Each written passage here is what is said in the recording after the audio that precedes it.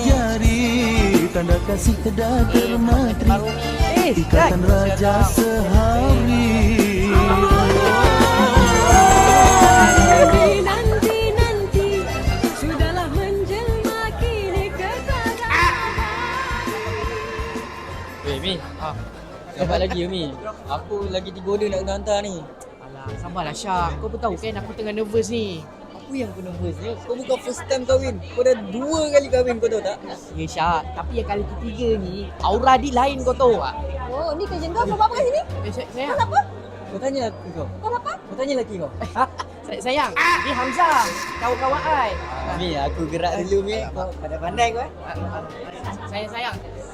You pun tahu kan, I kan influencer. Jadi diorang minta I untuk review tempat ni. Nampak tu? Itu pun lawa yang untuk kita nanti lah. Ni yang kena dengan tema kita yang.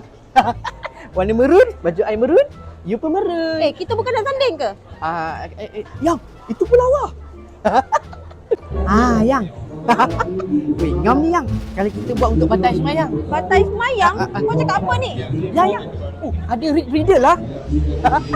Sayang duduk dulu. Okey. Rest dulu ke. Sayang ni asyik marah-marah barang-barang tak elok tau. Lawa-lawa macam ni. Patutnya kena rehat-rehat.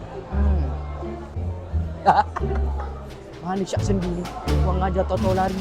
Weh Syak, kau gimana lah? Kan aku cakap, aku hantar order tadi. Ya Allah, esok-esok pun boleh hantar lah. Tak, sekarang ni siapa yang bagi tahu bini aku ni? Manalah aku tahu, aduh. Kacau lah kau ni. Sayang. Cantiknya Yaya. Macam ni lagi tenang. Sayang. Cantik tau. Sayang. Aku dah hantar dah. Sayang, okey. Sayang.